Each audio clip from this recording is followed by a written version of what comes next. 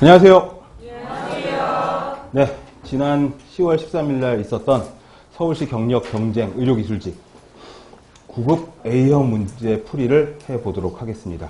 우선 총평이랄까 인터넷에 다 보셨겠지만 이번 시험은 공개 문제여서 문제가 좋은 문제들이 꽤 있었고 애매한 문제가 한 문제 정도 있었긴 했는데 그 부분도 이제 문제 풀이를 하면서 말씀을 해드릴 거긴 합니다. 그리고 특기할 만한 사항은 가장 최근에 있었던 타 시도의 문제와 거의 동일한 문제가 나왔다는 거. 그런 것들이 이제 주의할 두 문제 정도가 똑같은 문제가 나왔습니다. 우선 이제 1번부터 풀어가면서 말씀을 천천히 드리도록 하겠습니다. 비례 사망 지수에 대한 문제가 있죠. PMI에 대한 문제인데 이 비례 사망 지수에 대한 문제가 있습니다. 가장 옳지 않은 것을 고르시오. 이렇게 되어 있습니다. 비례 사망 지수는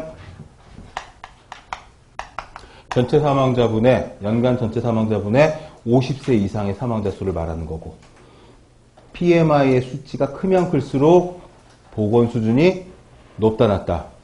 높다라고 보는 거죠. 이걸 잘못 이해하면은 50세가 뭐 장수야 이래가지고 생각을 해보면 이제 막 난관에 빠지는 거고 50세 이상의 사망자가 수가 많다는 거는 높은 연령층의 사망자가 많다는 거고 높은 연령층이 많이 있기 때문에 그 중에서 많이 돌아가셨다는 얘기 있기 때문에 장수 인구가 많다, 보건 수준이 높다 이렇게 볼 수가 있는 겁니다. 그렇기 때문에 2번, 3번, 4번 당연한 얘기지만 연령별 사망자 수가 파악이 돼야지 구할 수가 있는 거겠죠. 하니까 정답은 바로 1번.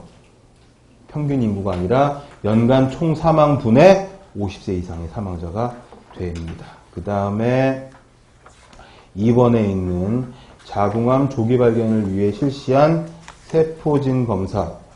그게 이제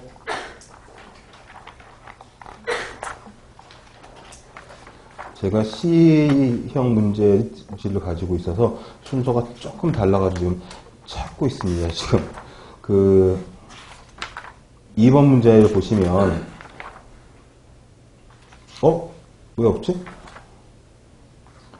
있습니다. 자, 자궁암 조기 발견을 위해서 검사를 해서 양성으로 판정을 받았다. 자, 이거는 문제에 바로 나와 있는 거죠. 검사를 먼저 한 거죠. 검사를 먼저 한 후에 질병이 있는지 없는지 판단하는 것이 이제 양성 예측도, 음성 예측도를 말하는 거고 질병이 먼저 있어서 그 후에 검사를 통해서 질병이 진짜로 있는 건지 없는 건지를 따지는 거는 민감도와 특이도죠. 해서 선 질병 후 검사를 통해 가지고 질병이 있다, 없다. 이거는 민감도. 얘는 특이도. 그 다음에 검사를 먼저 한 후에 질병이 있는지를 판단하는 것은 있으면 양성 예측도, 없으면 음성 예측도 이렇게 되는 거죠. 그러니까 정답은 여기서 일단 검사 후에 양성으로 판정받은 사람 중에서 실제로 걸려 있는 거는 이거를 말하는 거니까 양성 예측도를 말합니다. 그 다음에 3번에 있는 인구 변동에 따라 이거 굉장히 신선한 문제인데 어렵지 않은 문제죠. 자주 나오지 않는 문제고 과거 기출 문제들을 쭉 돌아봐도 한 문제 정도 있었을까 없었을까 정도 나오는 그런 문제여서 굉장히 나름 신선한 부분이었는데 요게 이제 인구 정책 중에 식량, 주택, 교육, 경제 이거는 뭐냐면 뭔가 새롭게 변화하는 그 변화의 결과로 생기는 그런 문제에 대응하는 거기 때문에 인구 대응 정책입니다. 인구 정책은 인구 대응 정책하고 인구 조정 정책하고 크게 두 가지로 나눠서 이 대응 정책이 여기서 나오는 식량, 주택, 교육 등 급변하는, 다변하는 어떤 상황의 결과로 맞춰주는 게 대응 정책이고 마치 대증요법처럼 인구 조정 정책은 국가가 바라는 바람직한 상태로 바꾸는 겁니다. 해서 정답을 2번으로 되어 있지요. 그 다음에 보기의 설명에 해당하는 것은 뭐냐?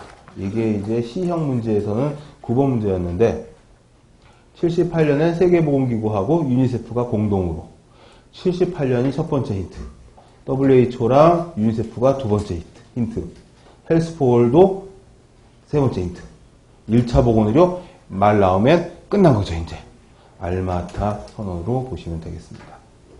그래서 연도하고 줄마다 다 보기들이 숨어 있는데 이거는 너무나 공중보건학의 이해 부분, 챕터 1 부분에서 대표적으로 중요한 부분이기 때문에 요거는 이제 우리가 얘기하는 서비스 문제, 접대성 문제, 평균 점수를 올려주는 누구나 문제 이렇게 볼 수가 있다는 거죠.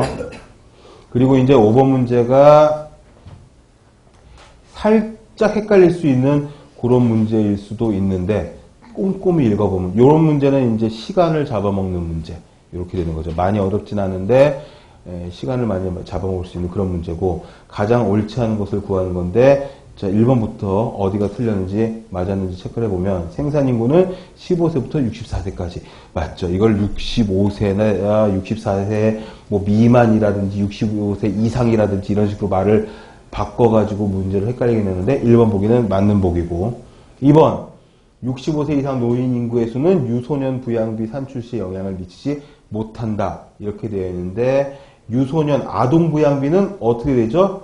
15세부터 64세 분의 14세 15세 미만이 15세 미만 인구 14세 이하 인구 진짜 말장난 같지만 그러니까 유년 부양비를 구하려면은 이거 뭐지? 아동 부양비 산출 영향을 미치지 못하다 이거 맞는 보기가 되는 거죠. 그쵸? 여기 변수에 15부터 쓰자 써. 15부터 64세 인구 분의 14세 이하 또는 15세 미만 이렇게 보면 되는 거니까 아우 말장난 같은데 자 노령화 지수는 65세 이상의 인구를 생산 인구로 나눈 거다. 노령화 지수는 뭐죠? 0에서 14세 분의 65세 이상으로 해야죠. 이상 65세 이상 요게 노령화 지수. 그러니까 정답은 3번. 쓰고 나니까는 헷갈리는 문제는 또 아닐 수가 있는데 나는 이걸 왜 헷갈리다고 생각을 했나 모르겠네. 아무튼 정답은 그렇게 보시면 되겠습니다. 그 다음에 5번 됐고 6번 이거 상대 위험도 비교 위험도 렐러티브 리스크를 구하는 식으로 가장 옳은 것은 이거는 폭로 발병과 비폭로 발병을 어떻게 해주는 거라고요? 빼주는 거 나눠주는 거? 나눠주는 거죠. 폭로 발병 나누기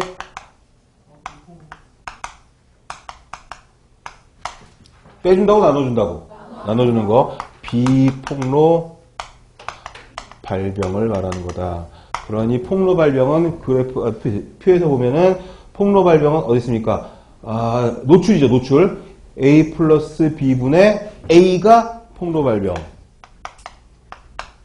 이거를 비폭로 발병으로 나누면 비폭로는 C 플러스 D분의 발병은 C니까 C 플러스 D분의 C.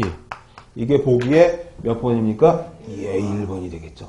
아주 깔끔하고 간단하게 나오는 거기 표에 개 해놓고서는 A, B, C, D 뭐 이렇게 나오는 그냥 떡밥이라고 볼 수 있겠죠. 뭐 누구를 낚으려고.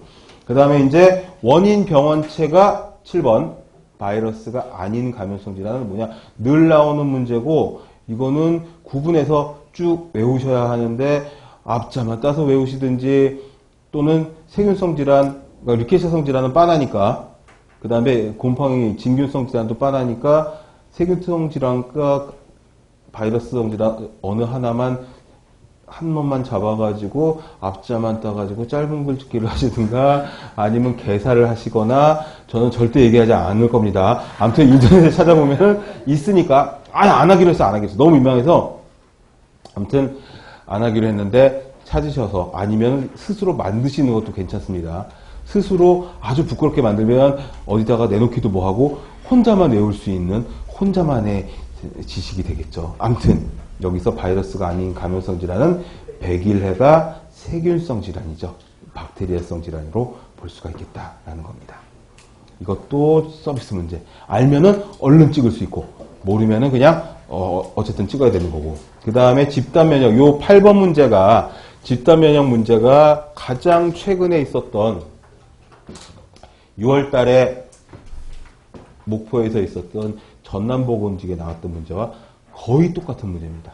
살짝 다른데 집단 면역을 다룬 시험 문제가 거의 없다시피 했던 것을 미루어 보면은 이렇게 한 해에 시도가 바뀌긴 했지만 거의 비슷한 문제가 두 문제 나온 거는 정말 내일 저기가 없구나.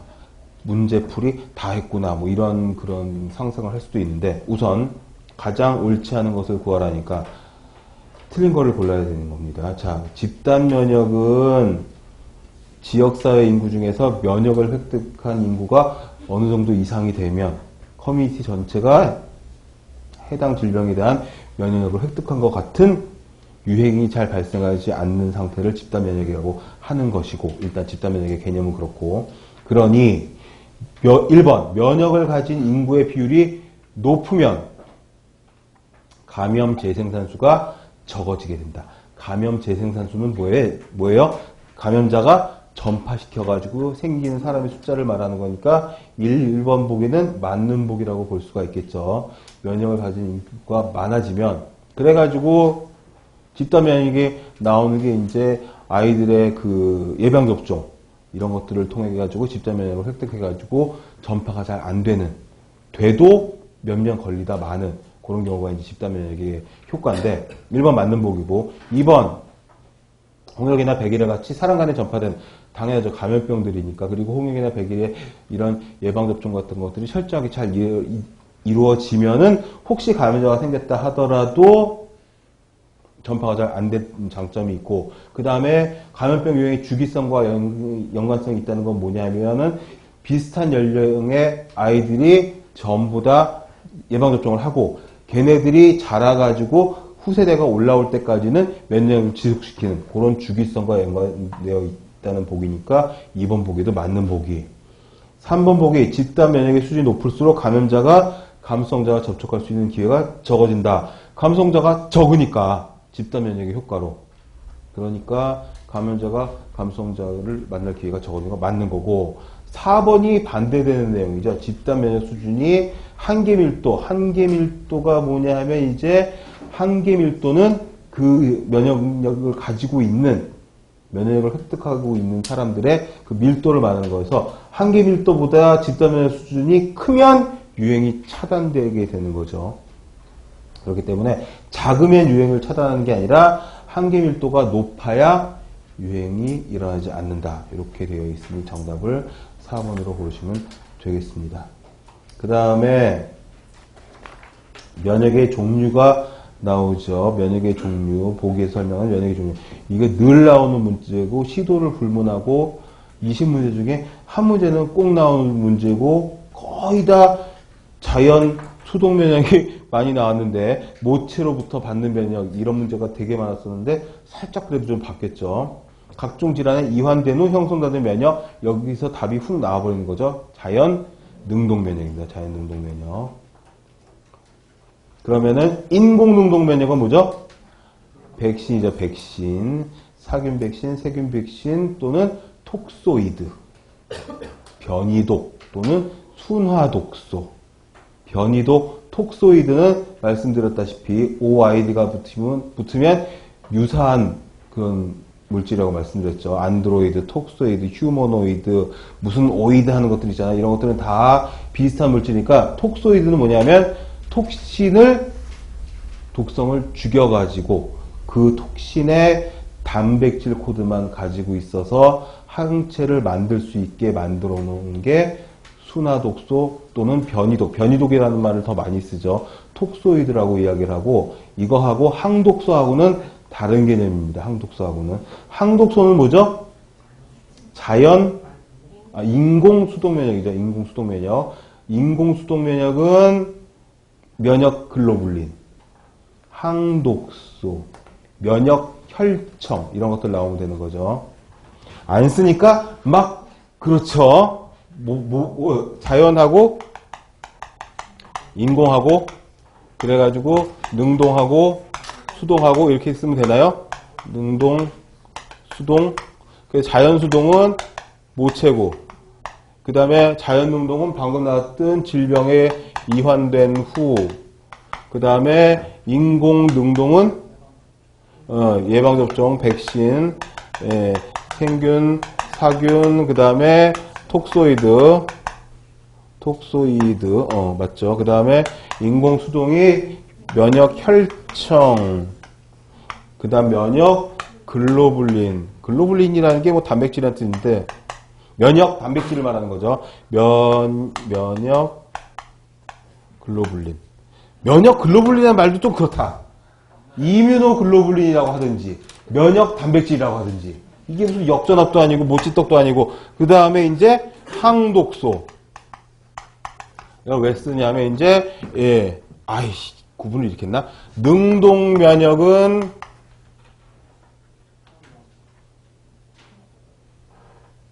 면역의 지속력이 좀 긴 걸로 돼 있고, 그 다음에 면역의 발현은 느린 걸로 돼 있고, 이걸 뭐라고 해야 되죠? 면역의 효과는 천천히 나타나고, 그래, 천천히. 수동 면역은 지속력은 비교적 짧고, 얘들은 효과는 빨리 나타나는, 이게 이제 얘네들의 지금 특징이다, 이렇게 볼 수가 있는 거죠. 그래서 얘네들 같은 경우에는 급성기 같은 경우에 치료약 같은 것들로 사용돼서, 우리 그 신종플루 때 타미플루가 시험에 나왔었잖아. 항바이러스. 타미플루 항바이러스제.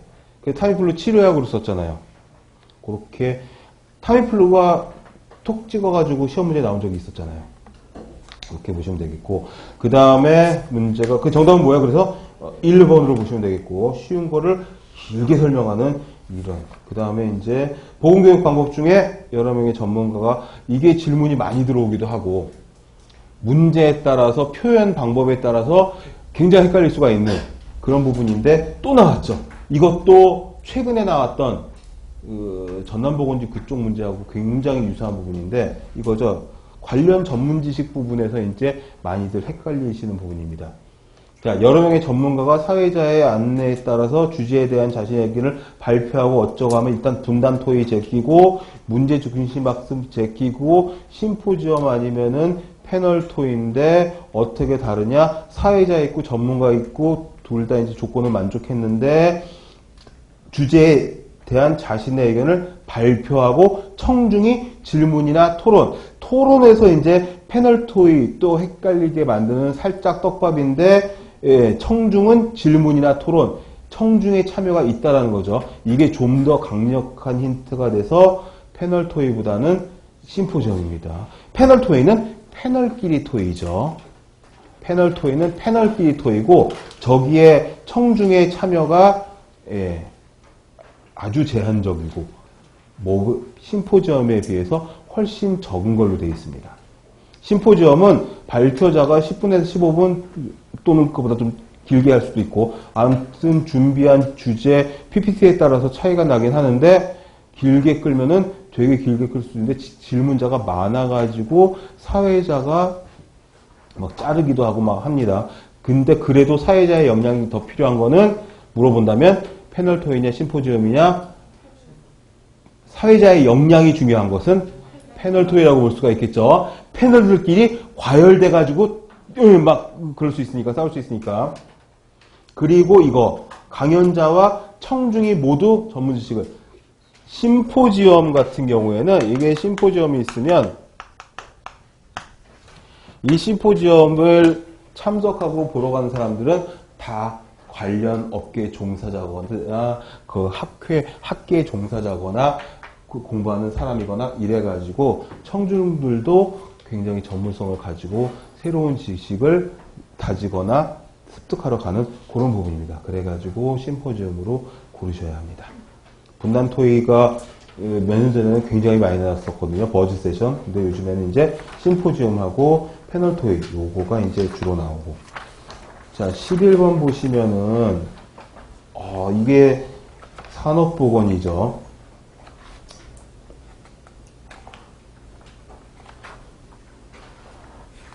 왜 나는 문제를 이렇게 못 찾고 있는. 자, 작업자에게 건강장애를 일으킬 수 있는 유해 작업. 여기에서 뭐냐? 예, 유해 작업 환경에 대한 관리 대책인데, 이게 포인트죠. 가장 근본적인 방법. 개인 보호구냐, 격리냐, 대치냐, 환기냐, 이렇게 되어 있는데, 보기가 재밌는 게 뭐냐면은, 일단은 기본적인 작업 환경 관리 세 가지가 대치, 격리, 그 다음 뭐죠? 여기 나와 있는 환기죠. 요 세 개 중에 개인 보호구가 어디 들어가죠? 개인 보호구가 여기 들어가죠. 그러니까 일단 보기 4개를 만들려고 뽑아낸 거고, 일단 작업 환경 관리는 크게 대치, 격리, 환기로 들어가는데, 그 중에 보기 1번은 이 개인 보호구는 격리에 해당하는 그런 내용이고, 이 세 개 중에서 그러면은 가장 기본적인, 뭐 얘도 포함해서, 근데 얘가 들어간다고 하면 격리도 들어가니까 답이 2개가 되다 보니까 일단 둘 다 아닌 걸로 봐야 되겠죠. 그러면은 뭐냐? 대치 아니면 환기인데, 가장 기본적이고 가장 중요하고 가장 근본적으로 이루어져야 하는 작업 환경 관리는 대치다, 대치. 대치가 헷갈릴까봐 영문으로 substitution이라고 친절하게 써줬죠. 이게 뭐냐면 이제 대치 또는 제거로 보시면 됩니다. 그러니까 유해 환경을 아예 바꿔버리는 거죠. 그게 가장 중요한 거다. 그래서 대치는 공정이나 시설이나 물질의 변경이 된다는 거죠. 유해 유기용매, 세척용 반도체 유기용매들을 사용을 해가지고 백혈병에 걸려가지고 그 직업병으로 인정을 받고 굉장히 떠들썩하고 있잖아요. 그건 물질을 대치시켜야 되는 거죠. 다른 물질로 세척을 한다거나 아예 그 공정을 기계화 공정으로 바꿔가지고 사람이 안 들어가게 하거나, 그죠? 시설 자체를 바꿔버리거나, 가장 기본적인 거다. 그래가지고 뭐 환기는 국소 환기, 전체 환기, 아주 환기 부분은 제가 수업 시간에 많이 말씀을 드리는 부분이고, 환기가 말이 나왔으니까 문제랑 따로 떨어져서 질문 많이 들어오는 거 다시 한번 말씀드리면, 산업 환기로 제거될 수, 문제 다 외웠어. 있는 것은, 제거될 수 없는 것은, 좋다, 없는 것은. 이런 문제 많이 있잖아요. 오지선다 문제도 있고, 옛날 문제니까. 1번 고열, 2번 금속먼지, 3번 특정 유해물질. 오, 기억이 다 나는데 오늘? 그 다음에 4번 유기용매. 또 있나요? 뭐 아무튼 이 정도 돼 있죠. 산업환기로 제거할 수 없는 것은? 정답 없음. 다 제거되는 거죠. 금속먼지, 무거운 먼지, 금속에 젖은 먼지, 고열 당연히 환기로 제거되고, 특정 유해물질 당연히 제거되고, 유기용매 당연히 제거되고, 산업환기에는 국소 회기하고 전체 환기하고 둘 다 들어있는데, 국소 배기는 직접적으로 들이대고서 뽑아내는 거기 때문에 산업환기를 제거될 수 없는 건 없다. 만약에 K형 문제로 박스에 들어가지고 가나다라, 가나다라 돼 있으면 가나다라입니다. 가나다라. 있는 것은 해놓고서는. 그러니까 산업환기로는 다 제거할 수 있습니다. 이거 교재마다 옛날 문제긴 한데 해설이 다 달라가지고 산업위생 개혁에 대해서는 다 제거할 수 있는 걸로 되어 있습니다. 무조건. 그 다음에 이 대치가 가장 근본적이고 기본적이고 우수하고 그런 관리 대책이 제거, 대치 또는 대체. 서브스티튜션이 대체죠, 대체. 대체하다. 다 같은 내용이고, 공정이나 물질이나 시설의 변경이 된다. 그래가지고 독성 물질이 사용되고 있다면 독성이 더 작은, 더 적은 물질로 공정의 문제가 된다면 자동화라든가 사람이 좀 덜 들어갈 수 있는 걸로 바꾼다든가 그런 문제들이 있다. 정답은 그래서 대치로 보시면 되겠고, 그 다음에 12번 문제도 굉장히 쉬운 문제죠. 이런 문제가 딱 나왔다 하면은 땡큐 하고 문제를 푸시면 됩니다. 박스에 들어있는 이런 많은 힌트가 필요가 없는 거죠. 기름, 지방 등을 녹이고 휘발성이 강하다. 이걸로 끝나는 거죠. 유기용매의 정의가 기름이나 지방 같은 유기물질들을 녹일 수 있는 용매를 말합니다. 어떤 것들이 있겠죠? 지방을 녹일 수 있는 게 네? 헥산 있고 헥산은 어떻게 나왔어? 뜬금없이? 헥산이 한 네 번째쯤 나와야 되는 건데 자 유기용매 유기용제, 유기용매, 오른쪽 궁뎅이나 좌측 궁뎅이나 뭐 똑같은 거죠. 아무튼, 유기용매의 종류는 휘발성이 있고 유기물질을 녹일 수 있는, 근데 유기물질 중에서 지방을 녹일 수 있는 걸 유기용매라고 하고, 지방의 정의가 그래요. 물에는 안 넣고 유기용매에 녹일 수 있는 걸 지방의 정의로 보는데, 얘가 알코올이 있죠. 메탄올, 에탄올 다 합쳐서 아세톤 있죠. 벤젠, 아까 여러분들이 얘기한 헥산, 그 다음에 클로로포론, 그 다음에 가장 대표적인 거 에테르. 예, 에테르. 왜 이렇게 썼냐면 요즘 에테르라고 또 안 읽고 또 있어 이렇게 읽으니까 또 이 실제 상황이에요. 제가 20년 전쯤에 꽤 됐어요. 연구소에서 근무하고 있는데 실제 상황인데 싫어. 같이 저는 석사인데 같이 저기 연구원 박사님이 이 선생 있어 좀 찾아와 그러는데 있어를 찾을 수가 있냐고. 그래가지고 시약장 앞에서 막 이러고 있는데 바보같이 와가지고 뭐해 이러면서 쓱 병을 가져가는데 에테르를 가져가는. 이게 독일식 발음인가요? 에테르는? 일본식 콩글리시인가 쟁글리시인가? 아무튼 그러고 요즘은 있어라고 많이 읽으니까 스페를 써드린 겁니다. 그러니까 발음이 바뀌니까 업무가 안 되는 거지. 그 다음에 이제 또 뭐 있죠? 에테르 있어 하다가 잊어버렸네. 아무튼 이런 것들이 전부 다 유기용매에 들어가는 것들이고, 뭐 대명사긴 하지만 그 페인트 작업할 때 사용하는 뭐 시너 이런 것들도 유기용매에 속하는 것들이고, 시너를 뭐라고 하더라? 그거를 다른 말로 신나를 시너라고 하는데 있잖아요. 있는데 아무튼 얘네들은 신경계통의 장애를 알코올 아세톤 좀 덜하지만 클로로포름이나 에테르 같은 것들은 실험실에서 하루 종일 아침부터 밤까지 후드도 안 틀어놓고 노출되어 있으면 집에 갈 때 머리가 띵하고 셔틀버스 안에서 막 이러다 죽는 거 아니야? 뭐 쓰러지는 거 아니야? 그래도 살아있는데 정답은 1번의 유기용제 이렇게 보시면 되겠습니다. 그 다음에 뭐가 있느냐? 13번. 이거는 뭐 0.5초 안에 답이 나오는 거죠. 일사병 증상이 나타났다. 열선인 적외선이다. 자외선은 열선이 아니다. 가시광선도 아니다. 이거죠. 그 다음에 불쾌지수에 대한 설명으로 가장 옳은 것은, 이것도 완전히 그 평균 점수를 올려주는 서비스 문제입니다. 그러나 등한시하고 있었으면 또 헷갈릴 수가 있는데, 이 DI가 불쾌지수가 디스컴포트 인덱스가 80 이상일 경우에 거의 모든 사람이 불쾌감을, 80 이상일 경우에, 근데 보기 3번이 2번이 82이면 거의 모든 사람이 불쾌감을 느낀다. 70 이상이면은 10% 사람이 불쾌감을 느끼는 걸로 되어 있죠. 그 다음에 건구, 습구, 흡구 온도계 모두 필요한 게 아니라 뭐만 필요하죠? 건구하고 습구만 필요한 거죠. 고온 작업에 대한 노출 기준이다? 아니고 뭐의 기준이죠? 실내의 쾌적 지수?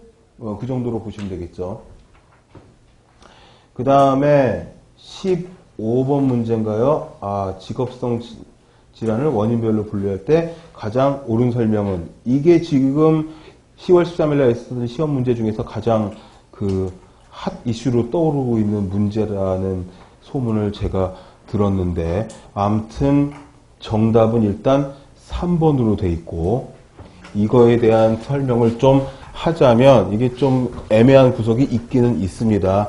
해서 이 시험을 직접 보시고 이 문제를 틀리셨거나 내가 공부한 것과 달라가지고 다른 정답이 3번인데 4번으로 컴퓨터 프로그래머의 어깨 통증, 손목굴 증후군, 손목 터널 증후군 이거죠. 이거는 물리적 원인이다. 이걸 정답으로 쓰신 분들은 레퍼런스를 좀 찾아가지고 이의 제기를 뭐 국민신문고나 뭐 이런 데다가 올리실 수도 있으실 것 같은데 이게 좀 애매한 것이 제가 이 문제를 보고서는 그 레퍼런스를 찾아보니까 컴퓨터 프로그래머의 어깨 통증, 손목굴 증후군이라고 딱 집어서 산업안전공단 교육자료에, 직업병 교육자료에 뭐라고 나와 있냐면은 컴퓨터 프로그래머의 어깨 통증, 손목굴 증후군을 개체 요인 하고 일상 생활 용인 이렇게 써놓은 그런 문헌이 있어요. 물론 구분이 카테고리가 다르죠.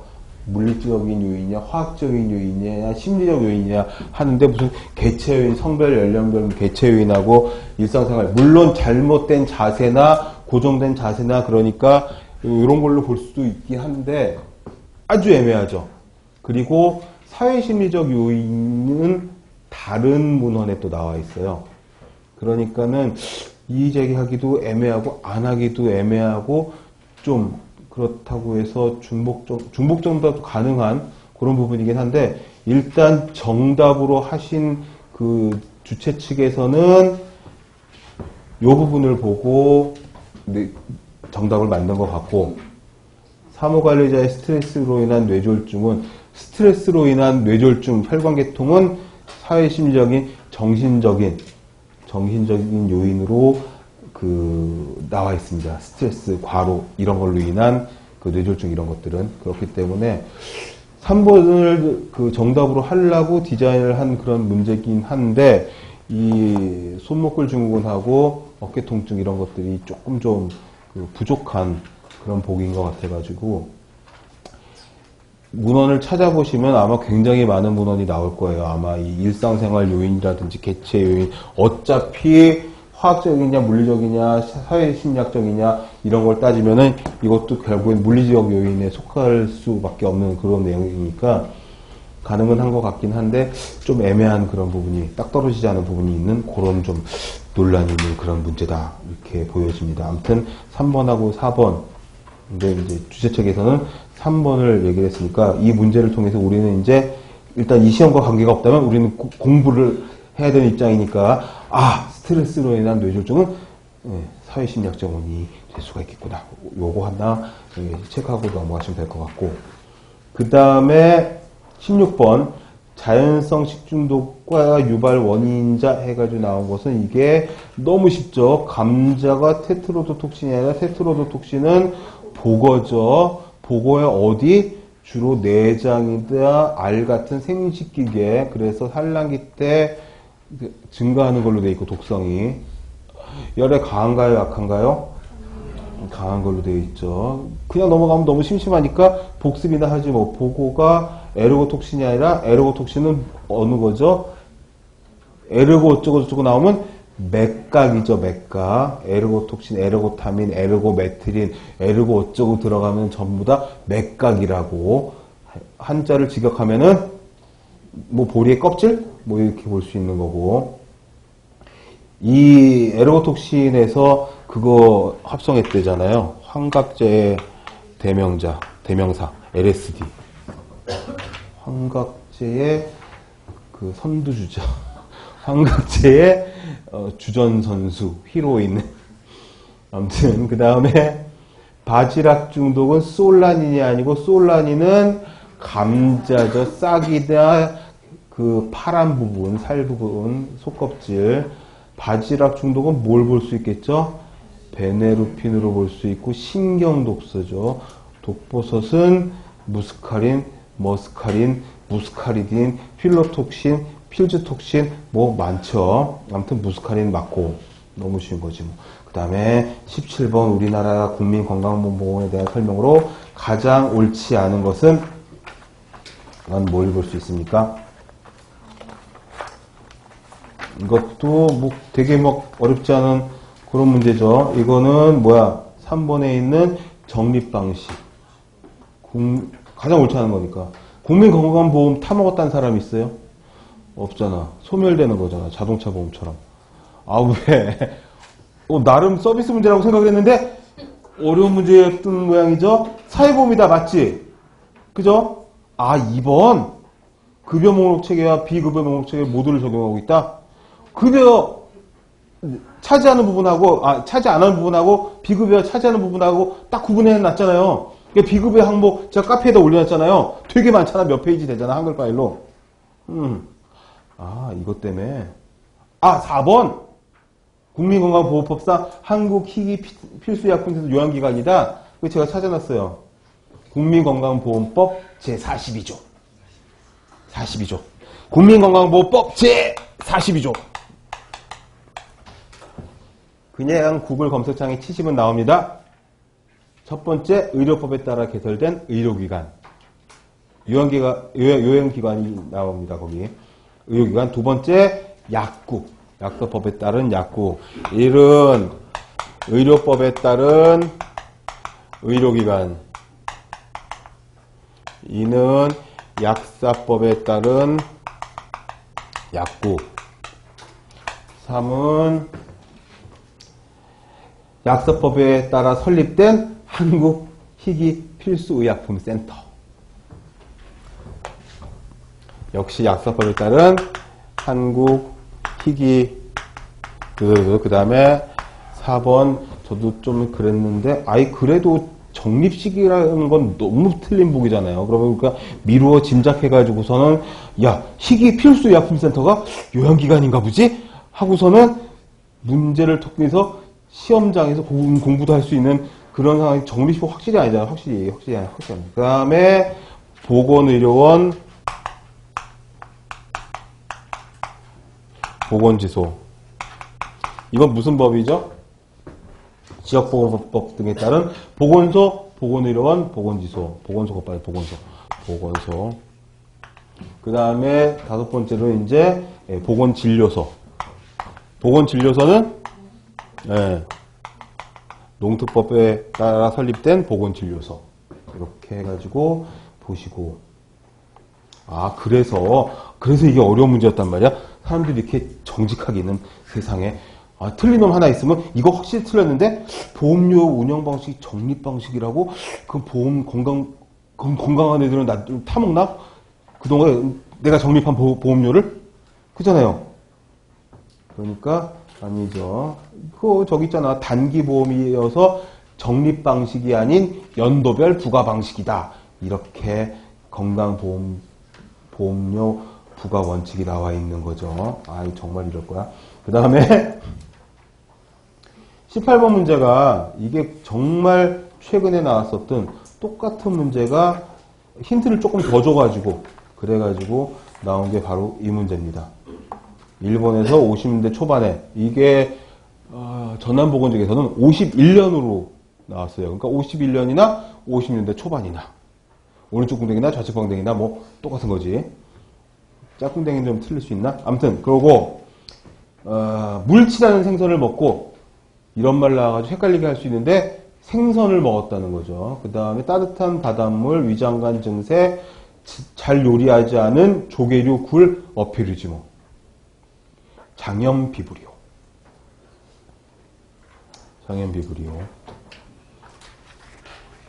살모넬라는 가축들, 온열 동물들의 대장균과 비슷해서 다 가지고 있는데 그 중에서 가장 위험한 게 닭과 달걀이어서 그렇게 얘기하고, 살모넬라는 고열을 동반하고, 황색 포도상구에는 잠복기가 제일 짧은 걸로, 독소가 열에 파괴 안 되는 걸로 생각하시면 좋습니다. 200도 이상에서 무슨 2시간인가 4시간인가 버틴다는데, 그러면 가정이나 식당에서는 파괴가 안 되는 걸로 봐야지. 하고, 자, 이학적, 물리적 소독법에 해당하는 걸로 옳게 짝진 것은 뭐냐? 물리적 소독법으로 옳게 짝진 거죠. 이건 정답이 뭐가 돼 있죠?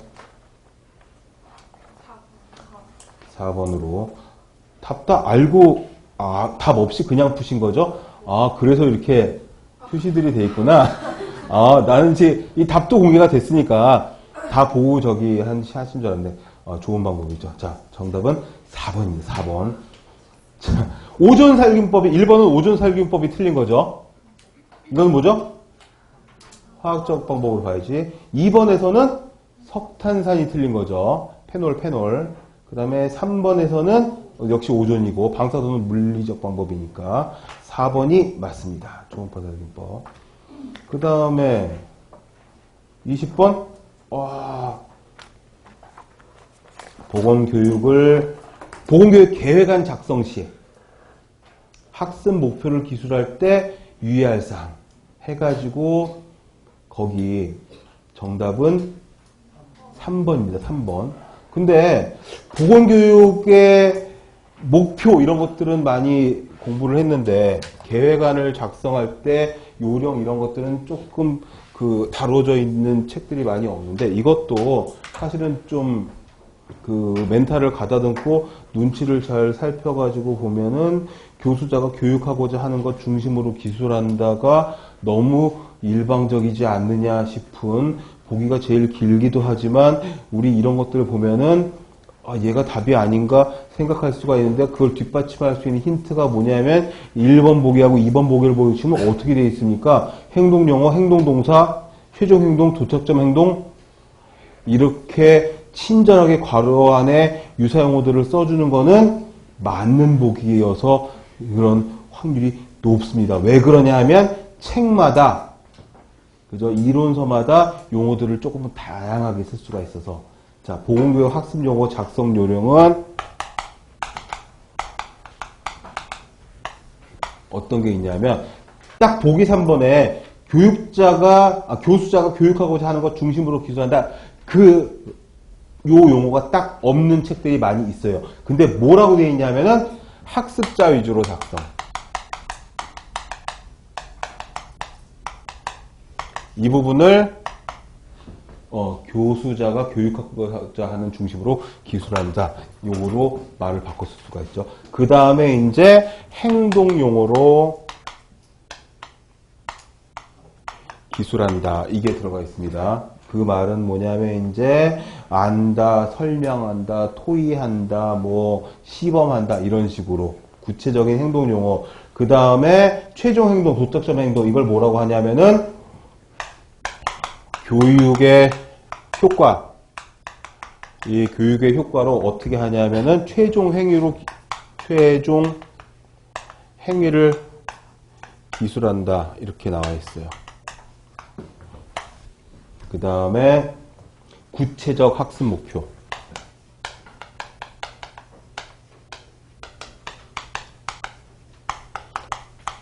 이거를 일관성 있게 이런 식으로 집어넣습니다. 해가지고 보건교육안을 작성할 때 이런 것들이 들어가는데 거기 정답인 교수자의 중심으로 기술한다. 그 내용을 요 내용을 그 내용으로 바꿔가지고 정답을 만들었다. 이렇게 보시면 됩니다. 그래가지고 마지막 문제가 이제 3번 이렇게 돼서 아마 저는 뜬금없이 90에서 95점 정도는 다 맞을 수 있지 않겠나. 만점도 많이 나와서 다른 과목, 뭐 생물이나 이런 것들이 좀 어려웠을 거라고 생각을 해서 제가 보니까 하나도 모르겠더라고요. 그래가지고 난이도가 좀 너무 낮지 않았나 생각을 했는데 뜬금없이 정립 방식 이런 거를 어렵게 생각할 수가 있으니 이게 아마 시험장에서 보셨으면 긴장해서 더 많이 쓰셨을 수가 있었을 것 같아요. 그래서 아무튼 90에서 95점 정도는 취득을 해야지 합격할 수 있지 않겠나 생각을 하고 문제풀이를 여기서 마치도록 하겠습니다. 수고하셨습니다. 감사합니다.